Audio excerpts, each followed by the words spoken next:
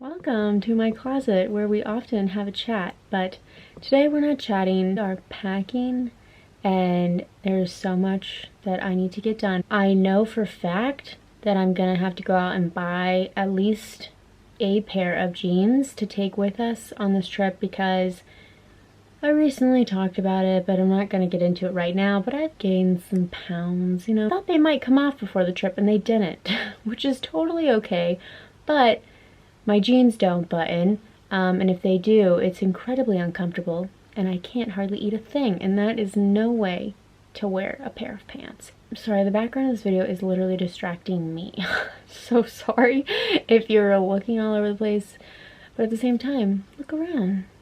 Look at all this stuff, isn't it neat? Okay, point is, I need to unpack a suitcase and see if I can fit all of our belongings into one suitcase, and if not, then I'm gonna try and borrow a suitcase from somebody. Feel like we're gonna need 2 suitcases, but I'm gonna try and be minimal. Try. That's the key word here, okay? So either way.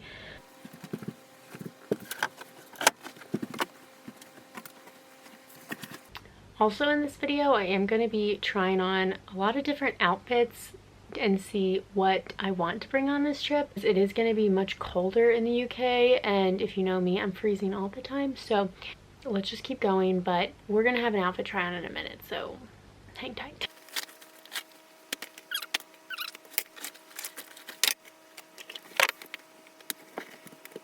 Let's just start trying on some outfits and see what I can put together. This is something I'm sure I will wear many times over, this black turtleneck, because it's just a good base layer, and chunky sweater. They can go over a lot of different fits. I can bring these pants because of how much I love them, and I wouldn't want anything to ever happen to them. She's cozy, she's cute. And I like the cheetah print on it. It's a little sassy.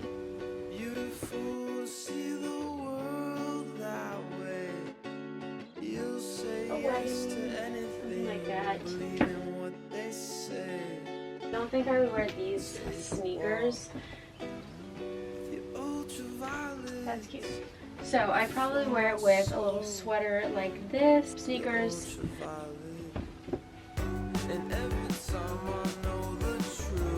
The same sweater.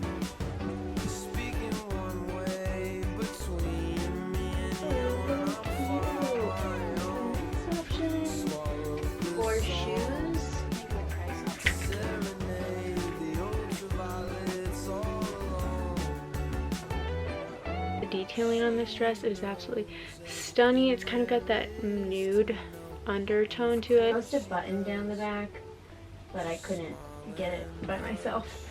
So this is an option. Okay, here we have another one of those oversized sweater moments, but we're wearing tight leggings this time. Low top Converse, not high top Converse. It's a serious day. We go hiking, maybe it's sunny, if God blesses us. This is like a windbreaker. I don't actually know how warm it is. I got it for Christmas from my brother, and I think this jacket is awesome, and I haven't gotten to wear it yet, so I'm gonna look like I know what I'm doing. I'm ready to run. Anthropologie. It's this pretty sage green color, and look, it covers the booty. My favorite kind of jacket. Should we make this a thumbnail?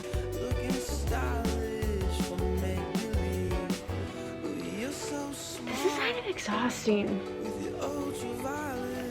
but I'm gonna keep going with it. How many outfits do we have now? Have you been keeping track? I didn't. Alright, I've made a little list of things that I'm definitely gonna need to get. I'm going to go eat some lunch, and then I'll come back and start thinking about diabetic supplies. So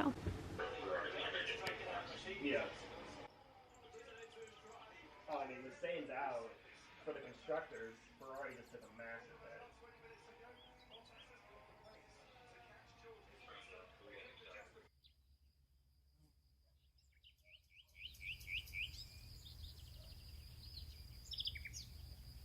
I was in the kitchen cleaning up after breakfast. Always cleaning the kitchen, feels like. But I was just kind of reorganizing the cabinets a little bit as we're still in the middle of kitchen renovations and all that. You may have seen part of it on my Instagram where I showed the before and after video of just painting the cabinets and the huge difference that made. But within organizing the cabinets, I was just thinking, I have memories growing up of, well, let me actually back up. I was homeschooled, if you didn't know, and my mom used to plan these field trips for us. The point is, I remember so clearly, look how bad I am at doing my hair, like, oh, this is terrible. I have to start over my hair. I have these memories of going on these field trips, of visiting someone's home that lived on this area of land that was preserved for trying to like restore the land, and just learning about them. And I remember looking in their cabinets and their kitchen. It was a very small group, but it was like an intimate thing, so it wasn't weird that I was doing that, meeting strangers. But they were showing us around their kitchen. I remember looking into their cabinets thinking, where are your Cheeto Puffs? Like, they didn't have any snack type of foods. It was just like nuts and seeds and dried berries and all these things. And even though that wasn't really appetizing to me, I was so fascinated by it. And it's crazy to think now I'm at a time in my life where, now that's me. You look in my cabinets, it's like nuts, seeds, oats, and dried berries, and random flowers, and mushroom powders, and I love it. I don't know, I just love it. I wouldn't want it to be any other way, and I only wish that I would have come to this way of living earlier because of how much better life is for me, physically, like health-wise, and mentally for that reason too. I think it also plays a role in that. But yeah, just thinking about that, I'm actually working to try and find those people to go and visit that same place again. I just don't know if they're still there.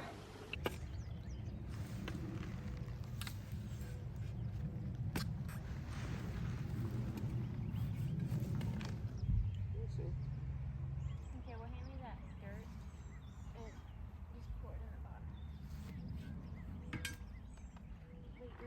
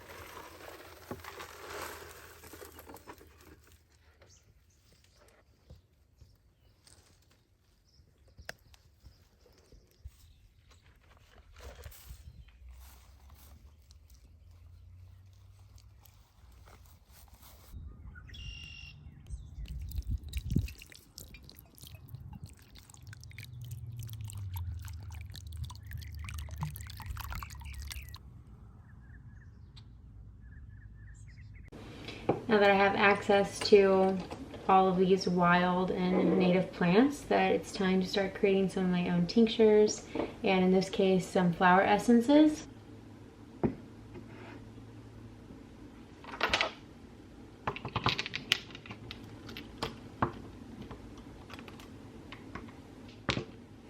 I've been using flower essence or flower remedies for years with animals.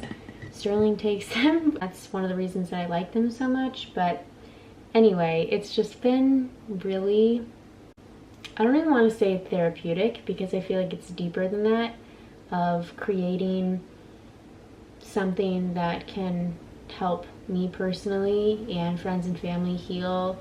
I know sometimes it can sound kind of woo-woo to people, but when something works, it works, you know? That's just kind of how it is. I'm not really here to change anybody's mind on anything, or convince anybody, you know? Proof's in the pudding. Try it for yourself. That's my motto.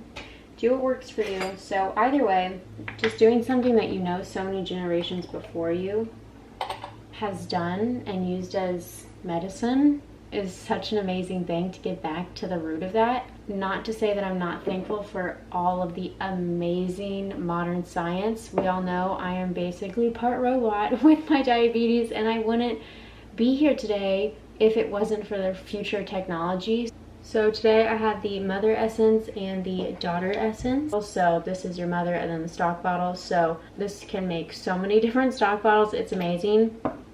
So here we have, these are my 3 so far, and it works just as simple. Take your stock and just add 1, 2 drops to any liquid beverage, and you're good to go.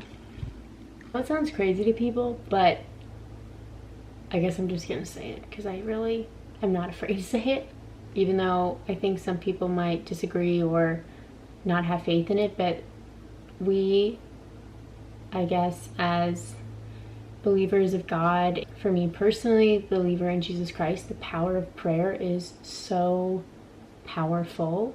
And if we can remember that that doesn't just apply to the problems in our life, but also the food on our plate and the attitude we have throughout our day, we have blessed our food for generations for a reason.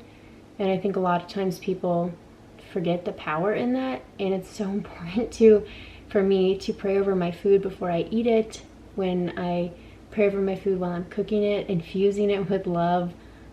That's why it tastes so good. You know, just that kind of trendy term of like intention setting, being intentional, being present. So pray over your food. You know, I pray over these flower remedies that they will be helpful to whomever takes them for whatever reason needed, depending on the flower that they're using. But just the littlest things really do, I believe, make such a big impact. It's just about being present in each of those moments as we're going about our day. So yeah, try it out. See what you think. See how it impacts you. It's just done wondrous things for me. Now the sun is setting and I'm feeling tempted to go up to the top of the hill. We should go together. Let's go.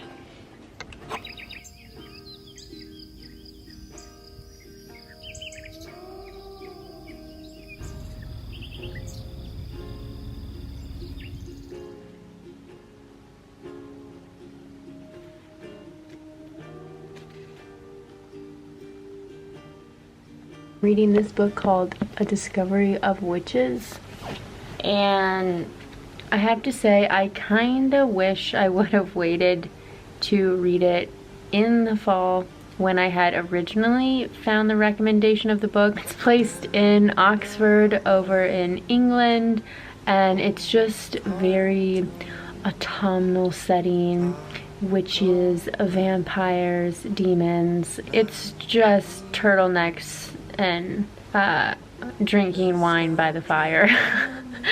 And all I can think about is springtime and the beautiful blooming peonies outside, the snakes coming out to sunbathe on the back porch, beautiful white flowers that bloom in the middle of the field under the oak trees.